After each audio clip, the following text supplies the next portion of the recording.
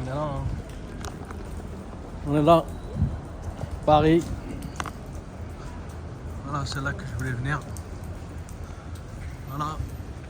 Bon, on va aller direct. Donc c'est un endroit que j'apprécie énormément pour plein de raisons différentes. J'ai fait plein de vidéos, d'ailleurs à côté, à l'intérieur. Et même là, je suis venu acheter un film d'Akira Kurosawa. D'ailleurs que je vais présenter rapidement aussi. Voilà, bah, c'est tous les jackets signés par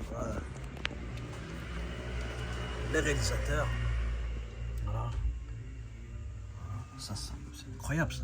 C'est un film français dans toute sa splendeur, incroyable.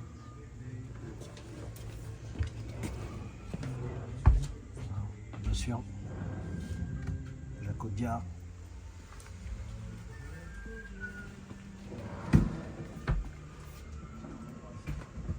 J'ai un film avec moi, il est à moi. Hein. Ouais. Il est à moi. Voilà. Ça c'est à moi. Justement, je viens m'acheter un film de Derzu. Le titre c'est Derzu Uzala d'Akira Kurosawa. C'est un film que j'ai envie de voir depuis très longtemps.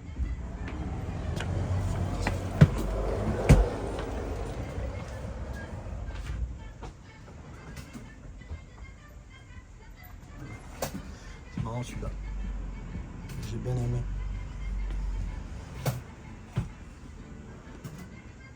Ouais.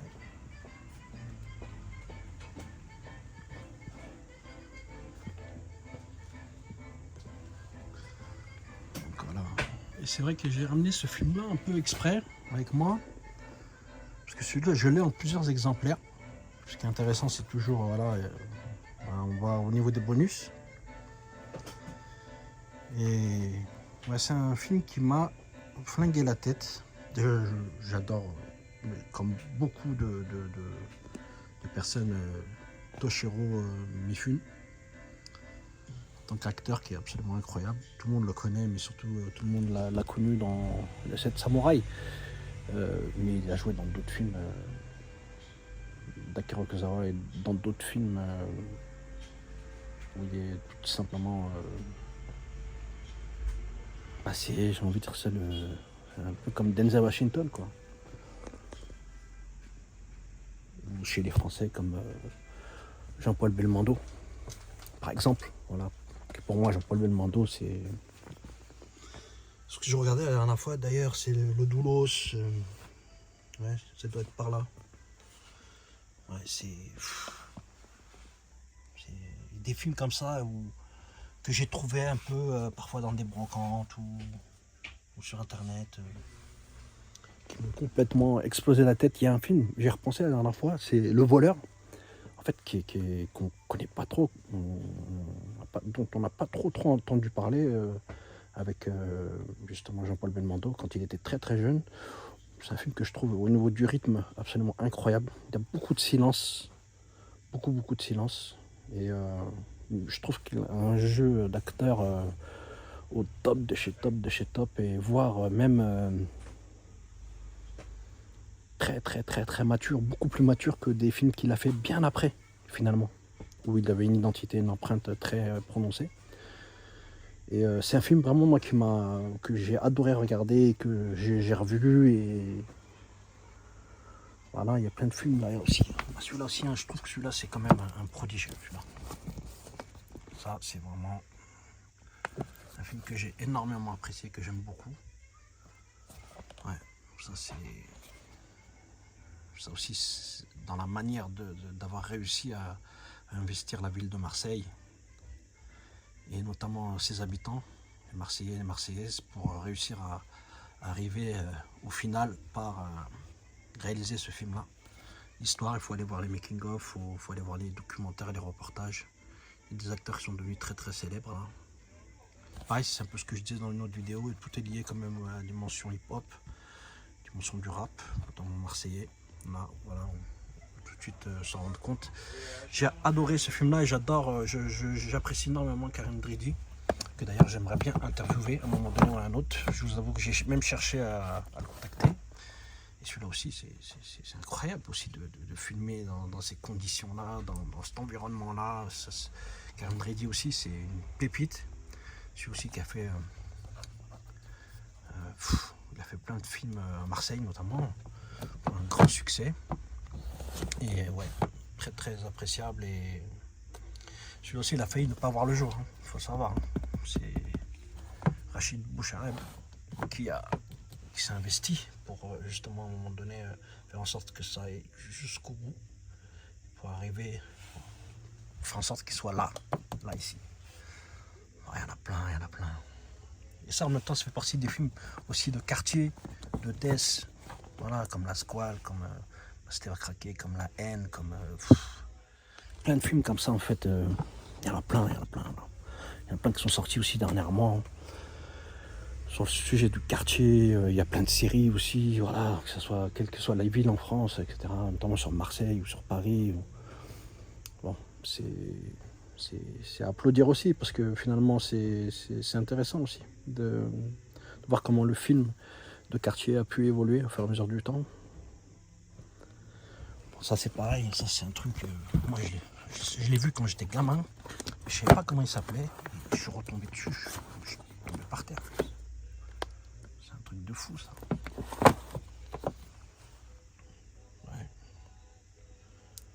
Ouais. Le vieux fusil. C'est là où on se rend compte que des acteurs comme ça sont absolument incroyables. Que ça soit justement Romy Schneider. J'ai beaucoup de films avec Romy Schneider et Philippe Noiret que moi j'ai découvert dans Les Ripoux en fait, mais parce qu'il y a quelques scènes qui se passent justement aussi à Barbès et tout ça et tout, et qu'à un moment donné ça avait attiré mon regard quand j'étais gamin. Et parce que c'est ça la vérité. À un moment donné, le cinéma, on rentre dans le cinéma par le biais de ce qui nous attire, l'environnement dans lequel on a évolué, et après on sort si on a envie. Hein. Moi c'est ce qui m'est arrivé. Et en fin de compte, voilà, je parlais de Jean-Paul Belmondo, mais est-ce que je vais trouver là? Est-ce que c'est là? Normalement oui. Non, je regarde.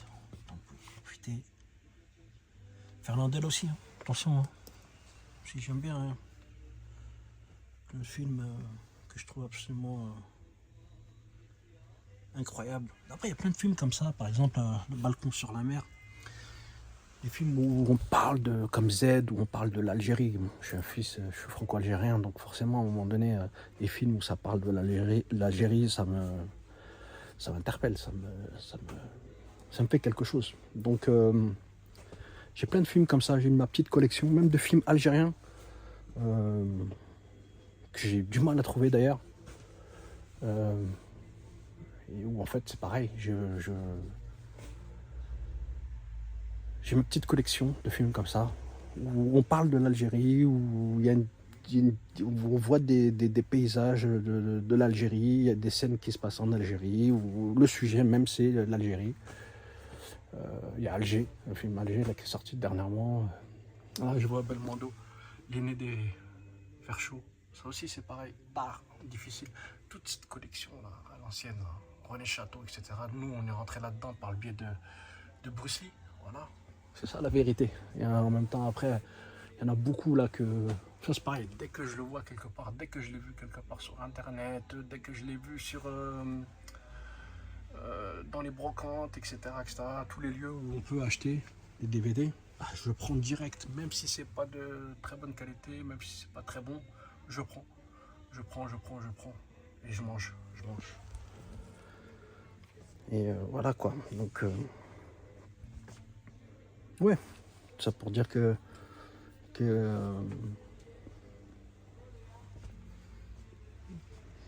c'est...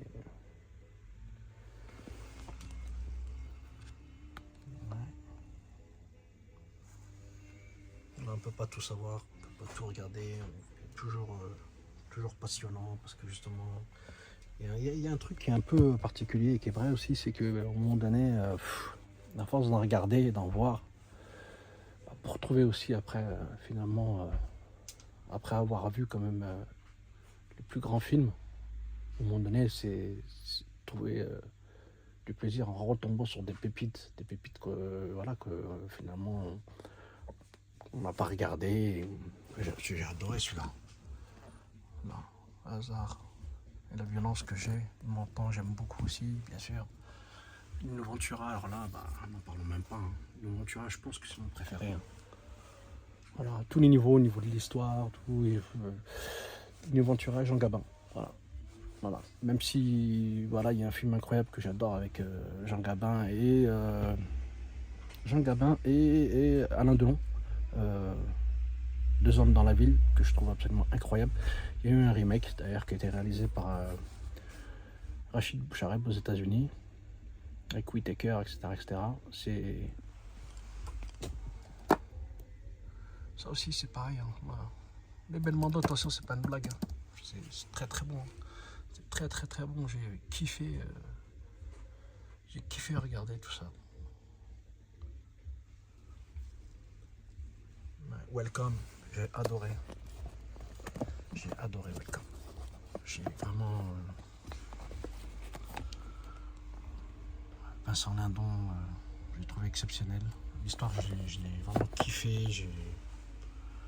Elle m'a parlé immédiatement. J'ai trouvé que c'était. Je sais même pas quoi dire. Il se trouve que Philippe Loiret. Après, j'ai été chercher tout ce que, entre guillemets, il a pu faire, tout ce qu'il a pu réaliser. Hein. Voilà. C'est comme ça. Je passe par les acteurs et après, c'était ma culture. Et après, je vais aller voir les réalisateurs, les producteurs, et je fais mes recherches. Voilà, c'est celui-là que je cherchais. Doulos, par exemple. Incroyable. Une belle claque, une belle surprise et un kiff de ouf. Jean-Pierre Melville. Voilà. Bah oui. C'est à un moment donné. À un moment donné, obligé de se pencher sur lui. Hein.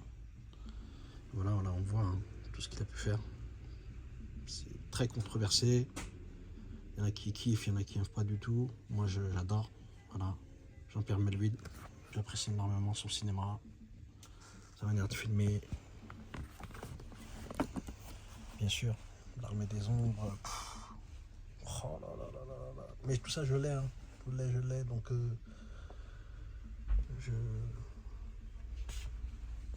voilà, c'est pareil. L'As des As aussi, c'est un film que nous on regardait quand on était gamin. C'est par ce biais-là qu'on rentre dans le cinéma, qu'on est attiré. Qu'on se dit, waouh, ça va loin, ça va haut. Et Jean Gabin, je dis pas que j'ai tout, mais à chaque fois c'est toujours une belle surprise, que ce soit un clochard, que ce soit un président de la République, que ce soit un conducteur de locomotive, que ce soit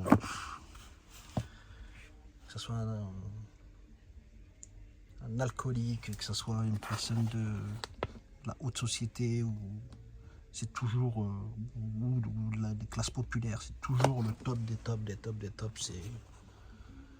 On a affaire à un prodige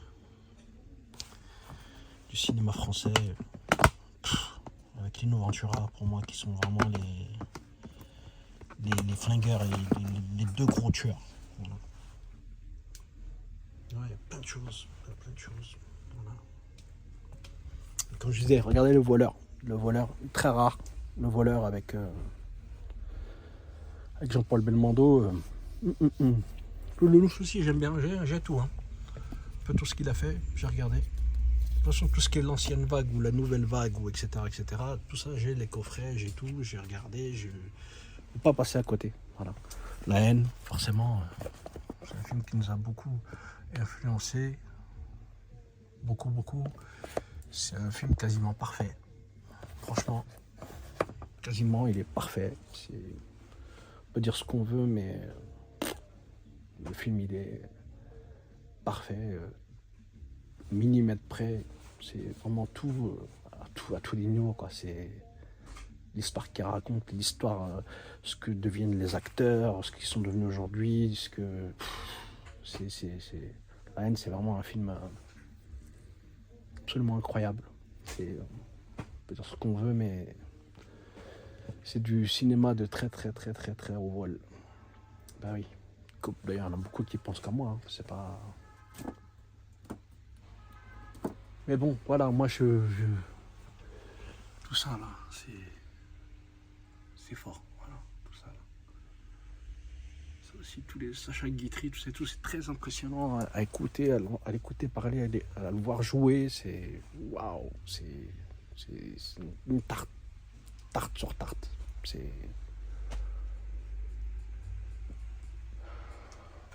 Je regarde. Ouais.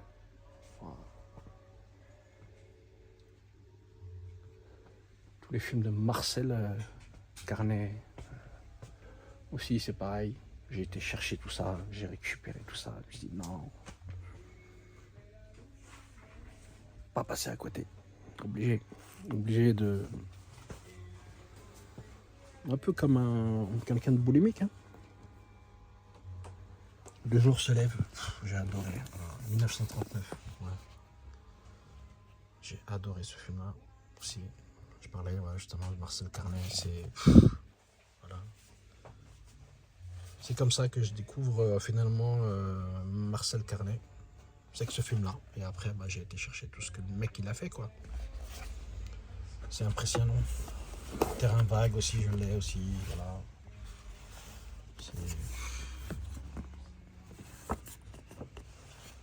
Moi, j'aime bien tous les styles.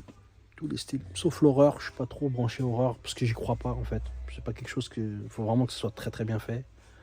Sinon, je suis pas très très attiré par tout ce qui est film d'horreur. Voilà.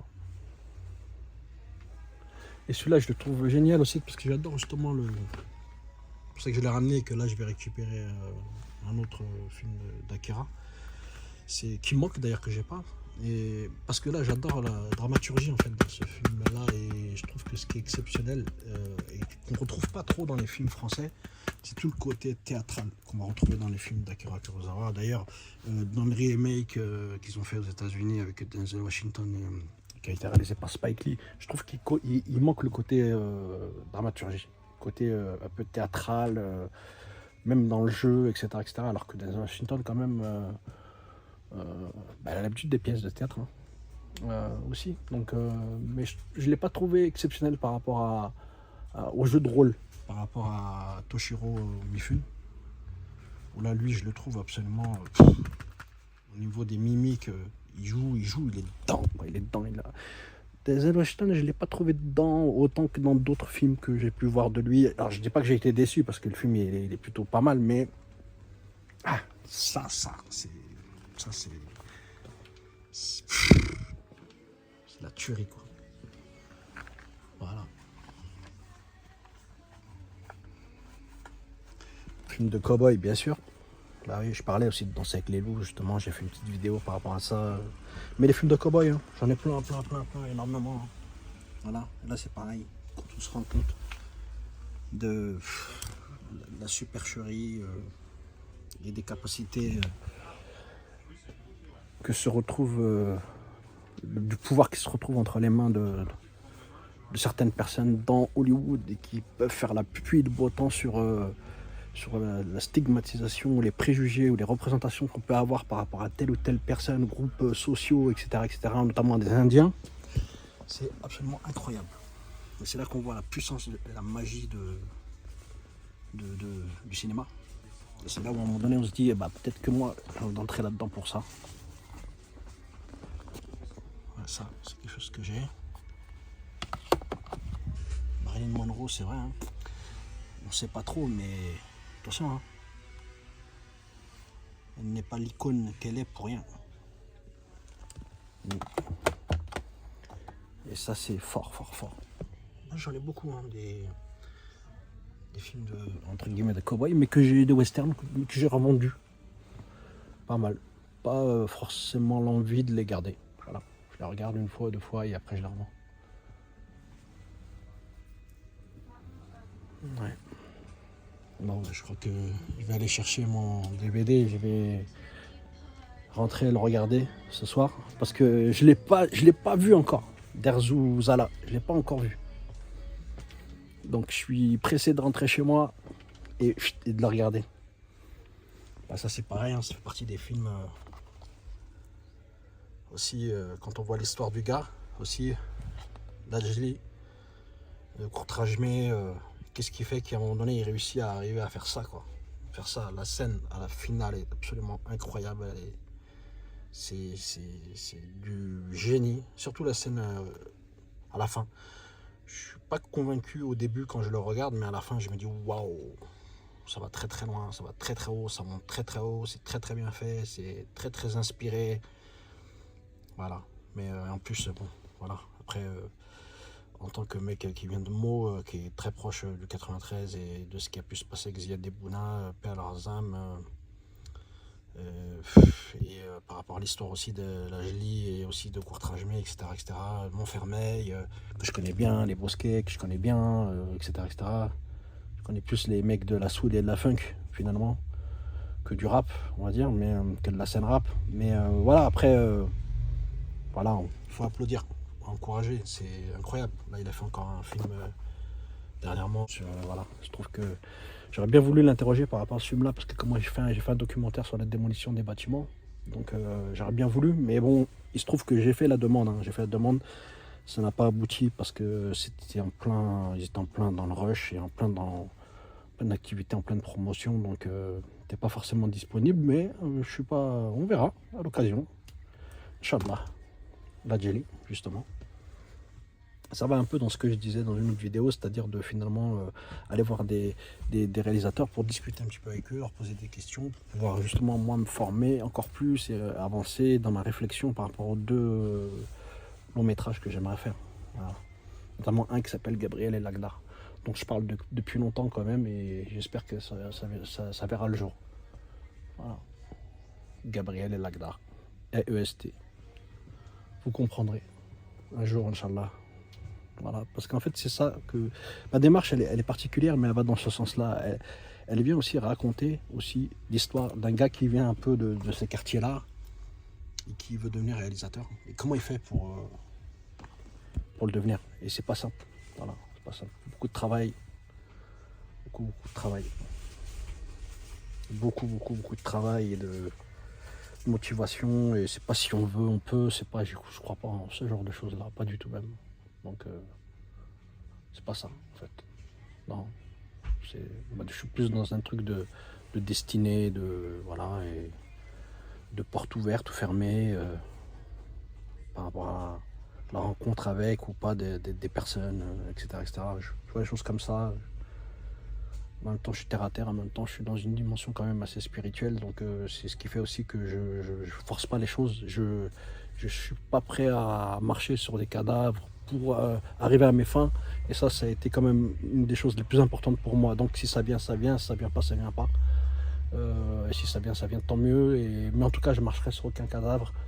Et j'ai pas du tout envie d'arnaquer les gens ou de les humilier pour atteindre mes objectifs. Et là, je pourrais dire plein de choses par rapport à plein de réalisateurs, plein d'acteurs, etc., Mais c'est pas le but, c'est pas l'objectif. Et je le comprends. En plus, aujourd'hui, j'ai assez de recul pour comprendre aussi pourquoi eux, ils ont fait ça. Et ça se comprend aussi. Et tout le monde n'est pas le même. Voilà. Ils sont là, les films d'horreur. Et alors là, c'est tout le rayon horreur. D'accord. Et avec plein de réalisateurs Ok, qui sont d'accord. connus dans le genre. Bah merci. Après, c'est des étriers de horreur alphabétique. Ça marche. Merci beaucoup.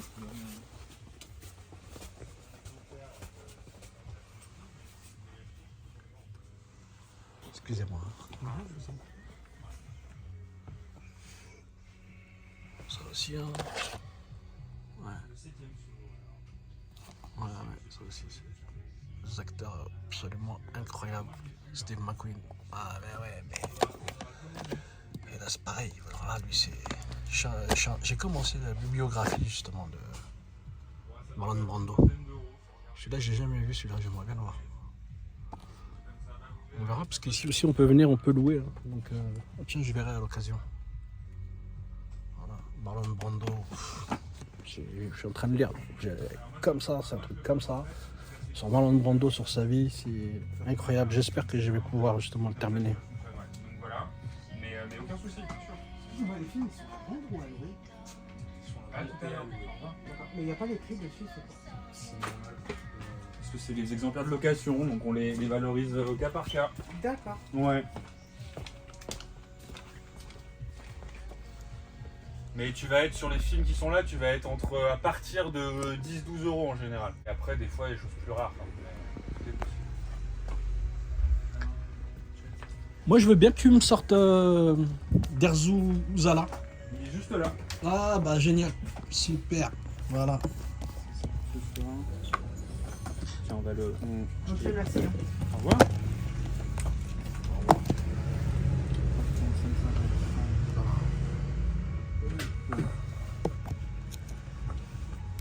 C'est un film que tu connais, toi, personnellement? Oui.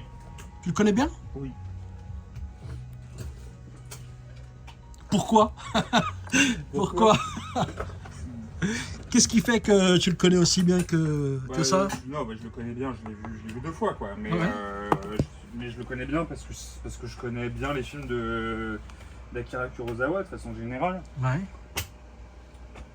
Voilà, donc c'est un film assez à part dans sa filmographie et, Ouais, c'est vrai.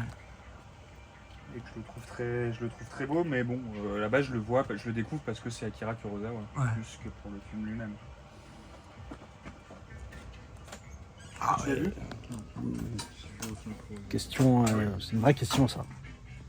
Ça c'est une vraie question ça, mais on va pas y répondre. Mais c'est une vraie question ça.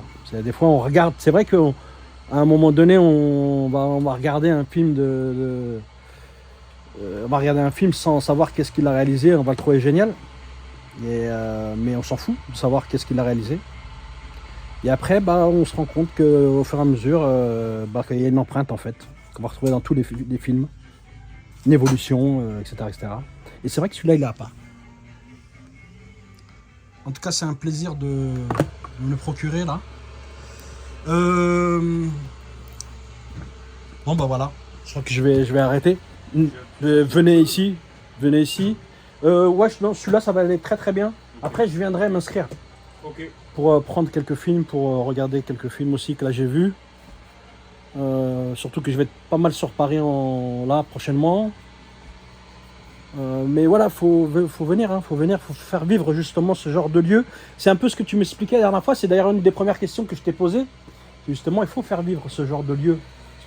Ah bah s'il y a personne, on vous parle, hein, c'est sûr. Hein.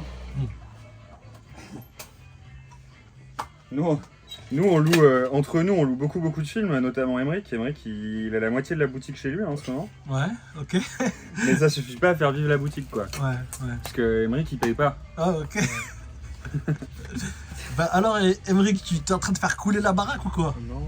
Non? À chaque fois qu'il y a un client qui a demandé un film, je dis bah c'est Emmerich qui l'a. C'est Ah, je rigole, c'est pas vrai du tout. Non. Tu te nourris?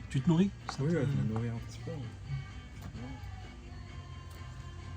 Bah, c'est le truc de la cinéphilie en fait, enfin et de plein de choses d'ailleurs, hein, mais d'un lieu comme celui-ci, c'est que quand tu commences, en fait, il y a trop de trucs que tu as envie de voir quoi. Bah ouais. Et en fait, tu as l'impression de si tu le fais pas tout de suite maintenant, Ouais. tu le feras jamais quoi. Ce qui est faux. Ça te Mais ouais. Ça peut être une maladie, Je pense que Théo? ça peut être pathologie. non. Tiens, il a Il y dit pathologique, ça peut être Mais pathologique? mais non, il n'y a rien de bien grave. Après, oui, il y a un petit truc d'accumulation. Mhm. En fait, ce qui peut être problématique, c'est quand d'un coup, tu regardes plus les films pour les voir, mais parce que tu as besoin de les avoir vus, tu vois ce que je veux dire. Et ça peut générer ça. Donc, il faut être raisonnable, je pense. C'est quoi, c'est une perte de plaisir, c'est ça? Non, Finalement c'est un peu c'est le complexe Letterboxd, tu vois. Ah non, mais. Qui peut être Letterboxd, tu penses? Ah, moi, je pense qu'il y a plein de gens, et moi, je l'ai vu à un moment donné, il y a plein de gens qui voient les films pour pouvoir les noter. Moi, j'en suis persuadé. Et tu penses pas qu'il y a une dimension qui est liée au plaisir, là? Ouais, perdre du plaisir, il y a Non, mais pas après, forcément en du fait, plaisir. ce truc-là, il génère une double attitude. Il génère l'attitude que je décris, qui est Ouais. vraiment un truc de consommation, donc c'est bizarre. Mm. Et puis, mais il génère autre chose, il génère de la curiosité, une curiosité constante. Donc, en fait, ça te permet de toujours réfléchir à ce que tu as envie de voir. Voilà. Mais moi, c'est vrai que je sais que je suis comme ça. Quand je commence, J'évite d'ailleurs de le faire, mais quand je me pose un après-midi en mode je vais essayer de découvrir des nouveaux films ou des nouveaux bouquins, et ça m'en fout. Et si je les ai pas le soir même, ça me met mal, quoi. J'ai besoin. Voilà. Donc, Et ben moi ce soir je vais rentrer, je vais le voir celui-là. ça va te faire bien plaisir. Ouais, franchement, je suis. Tu vois, par exemple, là, je ressens vraiment de l'excitation, voire de l'adrénaline, et je suis déjà content. J'espère que je vais pas être déçu. C'est ça, en fait, le pire. Le pire, c'est ça. C'est d'être déçu. Pas avoir peur d'être déçu quand tu regardes un film. Hein. Ouais. Non, Moi, ça m'arrive, hein. C'est pas grave. Ouais, moi je crois que c'est vraiment pas grave. Hein. C'est pas grave. Bah non, Ouais, parce c'est vrai, que ouais. ce sentiment de la pression que tu mets autour d'une expérience de cinéma, elle est forcément un film te prend forcément par surprise, quoi. Je pense qu'il faut pas être trop. Ouais. Ouais, moi j'entends souvent ce truc, notamment ici, de ouais, j'en attendais beaucoup, parce que Ouais. machin. Ouais. Faut pas être déçu. Moi, ça m'arrive hein, d'être déçu, hein, je Mm. t'avoue. Justement, quand à un moment donné, je pars sur le délire du réalisateur et que j'essaie de me procurer tout ce qu'il a fait, à un moment donné, j'ai de plus en plus de mal à avoir du plaisir, à retrouver du plaisir dans les films que je vois. Et oui, je peux être très surpris par un film que je croyais plutôt potable. Et finalement, c'est une belle surprise. Il y a un autre film dont on parle très très souvent. Et finalement, c'est vraiment la déception. Oui, Et- non, mais ça c'est sûr, mais tu perds jamais du temps à voir un film. Tu vois ce que je veux dire? En fait, c'est pas grave de regarder un film qui finalement était pas bon ou qui t'a ennuyé. Enfin, c'est vraiment pas grave. Je pense. Hein. Pourtant, je vais dire, il y a une réalité, c'est-à-dire que tu imagines le temps dans une vie, on pourrait calculer, tu vois, là, ils sont tous en train de calculer le temps que tu passerais finalement, tu vois, à boire un café alors que tu es en train de travailler, tu vois ce que je veux dire, au niveau de la productivité. Genre, si tu bois un café et que tu fumes une clope toutes les heures, ils vont calculer le temps que tu passes à fumer une clope. Hein, c'est les managers, Oui, mais voilà. les- Oui, mais c'est des gens qui ont une notion du rapport à la vie et à ce qu'on doit en faire qui est totalement relié au boulot Ouais. et au productivisme. Ouais, exactement. Donc tout ça n'a aucun sens. La vérité, c'est que quand tu regardes un film, c'est pas grave d'être déçu. Parce que ce que tu vois, c'est une œuvre qui a été pensée, réfléchie et tout. Et que si ça t'a pas touché, si t'as pas parlé, c'est pas grave, passe à autre chose. Et t'envoie une autre, en fait. Vraiment. Moi, je pense que je vais aller 5-6 fois au cinéma encore par semaine en ce moment. Et je vois un film sur 5 qui me plaît. Ouais. Mais ça m'empêche pas d'y retourner pareil autant la semaine suivante. Parce qu'en fait, c'est. Mais dans toute ta vie, tu vois ce que je veux dire? C'est-à-dire, tu imagines le nombre d'heures que tu auras passé à regarder des films et Ouais. peut-être à pas faire autre chose Ouais, mais. d'essentiel, Non, mais peut-être, si- ou de bah, prioritaire, ou tu vois ce que je veux dire? Mais je Ça sais te pas, fait mais. rire. Ça te fait Ouais, rire? Non, mais parce que si. Non, mais j'y franchement. pense aussi, c'est des questions qui m'ont traversé l'esprit aussi, mais je sais pas, c'est un choix. Ouais, c'est ça. En fait, il y a un moment, tu fais forcément quelque chose de ta vie. Enfin, je veux dire, c'est soit tu fais ça, soit tu fais autre chose. Mais je suis pas certain qu'aller taper une partie de foot avec ses potes ou je crois pas qu'il y ait de classement à faire en fait. C'est juste, enfin, moi un matin, si j'ai envie de me taper 3 films dans la journée et à la fin de considérer que les 3 films que j'ai vus, je les ai pas aimés, mais que c'est pas grave, c'est comme ça. Ça veut pas dire que le lendemain, j'irai pas taper un foot avec mes potes. Je sais pas. Et c'est comment toi tu pourrais parler des passionnés justement du cinéma. Pour toi c'est quoi un passionné de cinéma, un vrai passionné de cinéma? Alors il y a un jugement dans ce que je dis. Non, mais- je sais pas. Non, j'ai pas de réponse à ça. Enfin, j'en sais rien. Je crois pas qu'on forme une caste particulière. Ouais. Non, mais je sais pas. Non, mais oui, il y a un truc un peu. Mais je sais pas si c'est toujours la même chose, mais. En tout cas, la cinéphilie dans les années 60, la cinéphilie dans les années 90 et la cinéphilie aujourd'hui, c'est déjà pas la même chose et je pense que ça englobe pas tout à fait les mêmes personnes. Mais non, j'en sais rien. Je sais pas répondre à cette question. Bonjour. Qu'est-ce que tu en penses? Non. Je filme pas ton visage. Ouais, Faut juste savoir qu'est-ce que Ouais, tu en penses. moi. Toi C'est où le... ça peut s'incarner de plusieurs manières. Ça doit être être juste juste à à côté. Juste écouter? Juste là. Je sais pas ce que c'est un vrai Je pense, passionné hein. du Tu cinéma. cherches je quoi pense que exactement? C'est quoi? Ça n'a pas C'est trop de pour, visage propre, Reservation quoi. pour, Ça peut être n'importe qui, Photo. comme vous, comme moi. Mais pour des Comme ce monsieur appareils qui vient de photo? rentrer. Ouais, mais juste là. Ok. Je sais qu'il fait un peu la diversité, quoi. Par exemple, pour un réalisateur, est-ce que tu penses qu'un réalisateur doit être automatiquement, avoir vu énormément de films, avoir une culture cinématographique, connaître son métier, ou juste se Bah, lancer comme ça? En vrai, c'est pas obligatoire. Hein. Il y a plein d'écrivains qui lisent pas forcément beaucoup de livres, qui écrivent des bouquins quand même. Après, c'est important d'avoir des références, quoi. Et de puiser. Je sais pas. Non, je sais C'est des vraies questions.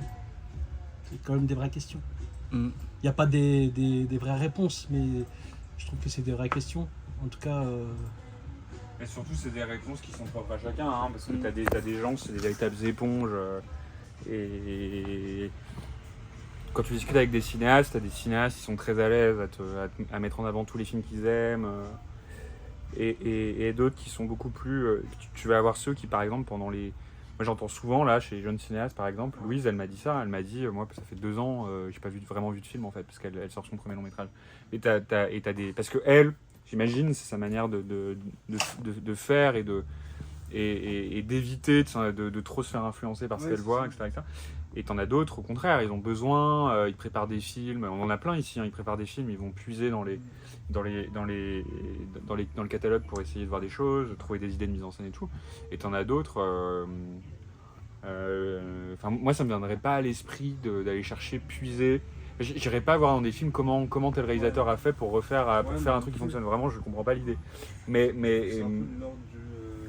Tu sais, tu regardes un film et c'est un peu de l'ordre de l'inconscient, quoi. Tu l'assimiles sans forcément. surtout qu'à un moment, y avoir ce qui pensé, compte, quoi. si toi tu veux faire un film, c'est parce que toi t'as envie de faire à ta manière. Et donc à un moment, faut laisser ton instinct propre prendre le dessus sur. Ouais. Bah c'est ce que je me dis. bah, tu sais, il y a l'exemple de Tarantino qui est flagrant, tu vois, qui était à votre place, quoi, entre guillemets, tu vois. C'est-à-dire qu'il faisait un peu votre métier. Ouais. Mais plus dans un vidéoclub, je trouve que c'est un petit peu plus péjoratif, entre guillemets, même si on pourrait en parler. Mais ouais, tu vois, par exemple, ce film-là aussi, là, je vois, soyez sympa, rembobiné. Là, tu l'as déjà vu? Oui. Oui, tu vois, c'est super sympa comme. Non mais après t'as des. Enfin, après c'est tout un pan du cinéma aussi. De Palma, Tarantino, enfin c'est des gens qui partent du cinéma pour faire des films. Enfin c'est de maniéristes quoi, des gens qui réinventent l'histoire du cinéma pour la travestir, pour en jouer, etc. Et de Palma en premier lieu, qui a repris des Hitchcock, qui a repris Antonioni, qui a repris des films comme ça et qui les a transformés. Mais de toute façon, c'est le propre de l'art que d'être réflexif, ou en tout cas d'observer ce qui a été fait. Il y a même certains artistes, c'est encore plus vrai dans l'art contemporain aujourd'hui, qui ne jurent que par ça, par l'idée que l'art doit parler d'art avant de parler d'autre chose. Et qu'en parlant d'art, ouais. Est-ce que tu penses qu'il faut une renaissance au cinéma en ce moment?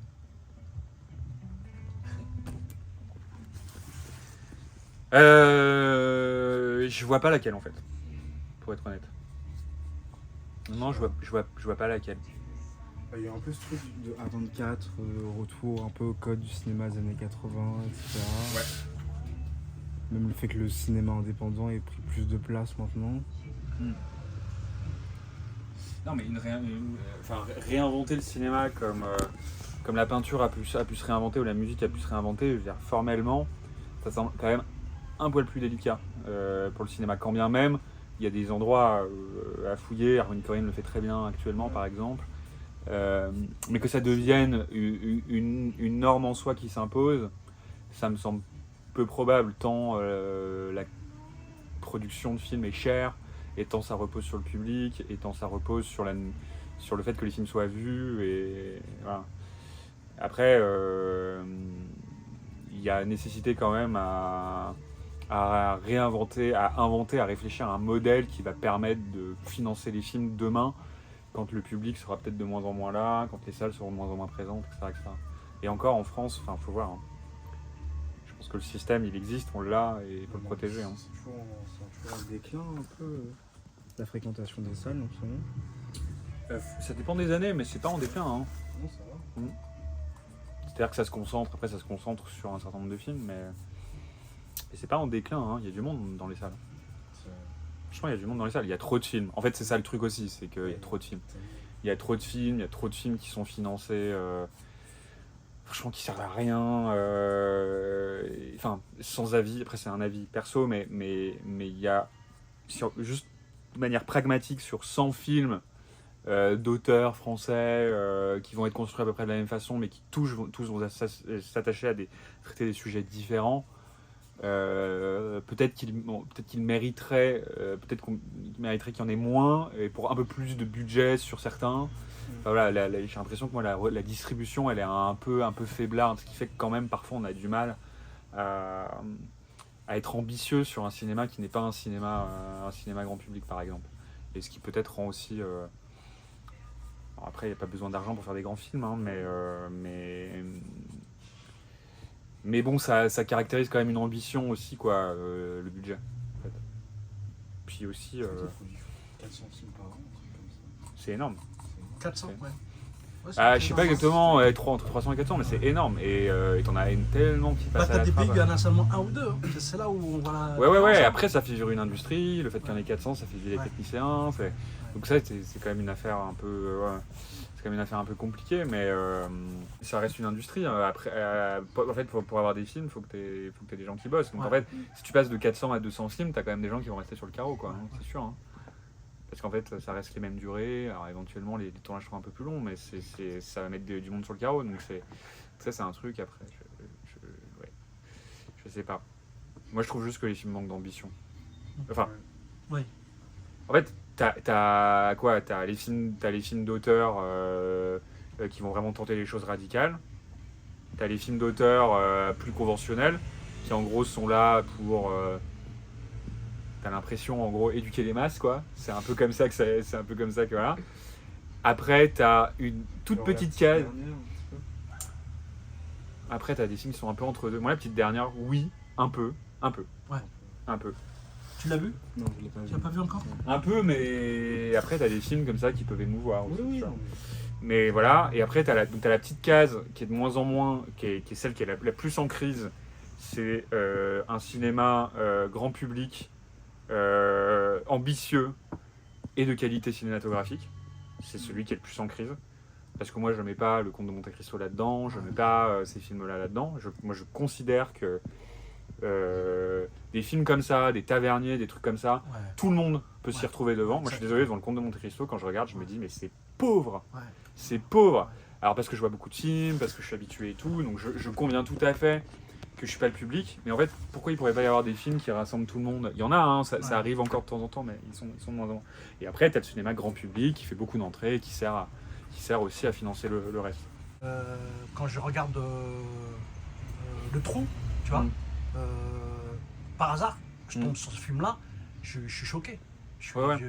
Tu Non mais ça vois, c'est sûr, hein. je suis- Les je suis- Becker, les Melville, tout ça, c'est des gens j'ai- qui... J'ai été c'est absolument des- choqué, tu vois. Je me suis dit, des cinéastes, pardon, parce qu'on découvre aussi des acteurs, on découvre, il y a une histoire, il y a tout. Mais moi, je suis obligé aujourd'hui de plus réfléchir du tout. De la même manière, quand je tombe sur tel ou tel film, les films d'aujourd'hui, les films d'autrefois, j'ai plus du tout la même lecture. Je change tout de suite de matrice en fait. Sinon, je m'y retrouve pas. Sinon, je me perds finalement. Voilà. C'est un peu comme ça que moi, j'essaie de trouver encore du plaisir. J'ai deux manières de voir le cinéma. Et il y a l'ancien cinéma, il y a le nouveau. Et je prends mon temps en fait. Je prends mon temps de tout de suite, avant de regarder le film, de me dire bon bah ouais, il faut que je m'attende quand même à que ce soit de l'ancien ou du nouveau. Et c'est comme ça que je m'y retrouve. Sinon, j'arrêterais d'aller voir tout ce qui est nouveau. Ce qui est nul, c'est comme le rap quoi. C'est comme si je disais bah, j'écoute du rap à l'ancienne et que j'écoute plus du tout de rap d'aujourd'hui. Et non, en fait. Putain, moi j'ai pas ce truc, cette binarité de me dire ça c'est nouveau, ça c'est ancien. Parce que je sais pas. Bah oui, ouais. Non mais c'est vrai, t'actives pas le même logiciel quand tu vois un truc qui est nouveau et tu vois un Ouais. truc qui parle de du monde de maintenant quoi, Ouais, ce c'est ça. qui rend le film particulier, ce qui lui donne enfin, moi ce qui crée un intérêt à lui en soi. Après ça dépend de quoi on parle, mais sur un cinéma porté par un auteur a priori. Un film récent, c'est quand même un truc aussi, surtout, alors, s'il est français, bon, ok, s'il est je sais pas s'il est palestinien par exemple en ce moment, bah ça lui donne quand même une nature. Le film peut-être plus bricolé, peut-être plus fragile et tout. Bon bah n'empêche que il y a quand même cette idée de, alors c'est pas instantané parce qu'un tournage, un montage et tout ça décale par rapport à la vérité de l'instant où c'est tourné, mais c'est quand même passionnant d'avoir des cinéastes qui dans le monde entier font des films aujourd'hui et c'est pour ça moi après ce truc de comparer, de considérer que le cinéma serait, en fait le cinéma il est vivant quand voilà. Ouais. Non, mais quand il est créé partout, tout le temps, et après il y a des bons et des mauvais films, mais enfin moi de toute façon j'aurais une curiosité. Tant que la Terre tourne et que le temps passe, je serais toujours curieux de voir les films qui sortent, quoi. Toujours. Peut-être au fond même, peut-être plus encore que ce qui est passé et que j'ai le temps de voir.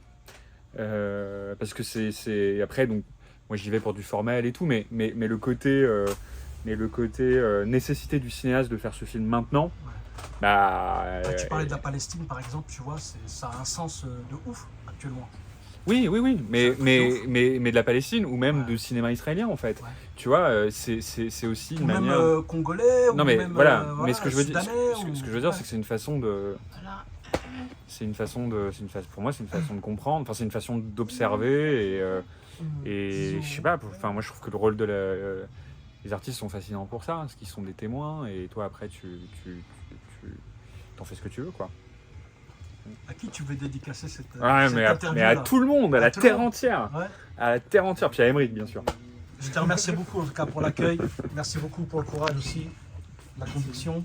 Je te laisse dire un dernier mot. Bah, je sais pas, prenez soin de vous. Oui. Vive le cinéma. Merci. Surtout Et du prenez cinéma. Et aller au cinéma. Ouais, j'ai vu la carte UGC Limité 2 avec mon ex. Merci beaucoup la famille. Merci Vous beaucoup. l'avez plus? Voilà, c'est classe. Super Super classe. Très très heureux, très content. Voilà, la famille, n'hésitez pas à venir, vous voyez. La bataille d'Alger.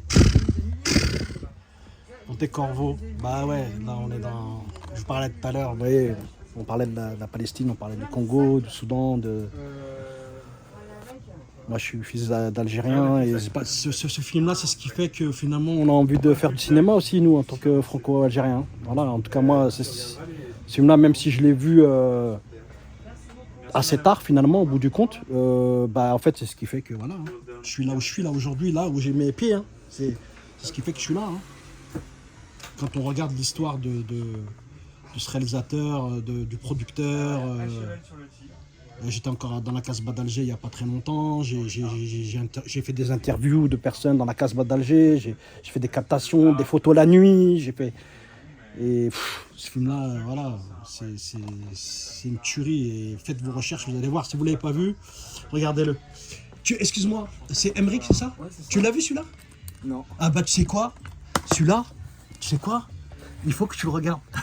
C'est un truc de dingue. Non mais, tu sais quoi? T'es algérien? Ouais, bien sûr. Ah oui. Non, mais Il c'est faut un- que tu c'est un- regardes. C'est un truc de dingue. Le même là, tu vois, moi je suis tout C'est excité un là. des Tu plus vois, beaux films de résistance. ça c'est. Là t'es dans. Vraiment, ouais. C'est un truc de fou. En plus, j'y étais là, à la Casbah d'Alger. Ok. Bref, t'as vu ma tête? T'as vu ma tête? Quand tu le regarderas, tu penseras à moi et un petit peu à tout ce qu'on s'est dit. Et après, si tu as le temps de regarder un documentaire aussi sur pourquoi et comment a été fait ce film-là, et comment justement le réalisateur, le chef opérateur, les caméramans, comment ils s'y sont pris pour filmer, c'est un truc de fou. Bon, après, je vais pas aller plus loin parce que c'est compliqué. Mais c'est incroyable comme Et film. t'as aussi Aux des- États-Unis, c'est un truc de ouf. Il a T'as fait aussi un tabac de des- ouf. Je vais me mater. Ok. T'as aussi des images assez incroyables dans L'Avocat de la Terreur, le film sur Jacques Vergès. Ouais. Parce que lui, tu sais, il défendait, Exact. je sais plus qui d'ailleurs, mais des gens de la résistance. Des gens qui ont été torturés. qui ont été torturés et tout. Du FLN, ouais. Du FLN, ouais, et qui était accusé de terrorisme. Et il revient sur des images du film et tout. Enfin, bon, c'est Exact. des extraits exact. assez intéressants. C'est incroyable. Mm. Bah, en tout cas, merci beaucoup la famille. Ah voilà, du coup, C'est Emmerich, génial. prend un film de plus. Ah ouais, celui-là, tu le regardes, on se reverra le mois prochain, tu vois. On en discutera, tu me diras ce que tu me diras. Hein? Ok. Je te remercie beaucoup. Je vous dis vraiment merci beaucoup. Bah, À vous pour l'accueil, pour tout. Et plaisir. Et vous avez vu un peu là l'état d'esprit avec lequel moi j'arrive et la simplicité avec laquelle j'arrive et la simplicité avec laquelle je filme où je peux aller les voir. T'as une caméra, hein, C'est- sinon on est- c'est- sinon, non, on c'est est pas très vrai. méchant, hein. Je vous jure que c'est pas vrai justement. C'est ça qui est rare et qui fait un petit peu partie du passé. Aujourd'hui, les vendeurs ils vont vite, ils vendent vite, ils louent vite et ils cherchent pas à discuter. Et là, vous voyez, on a pris le temps de discuter. C'est pour ça, n'hésitez pas à venir et profiter encore de ces lieux magiques, complètement magiques. Merci, en tout cas, moi j'ai vécu quelque chose d'unique. Merci à vous, la classe.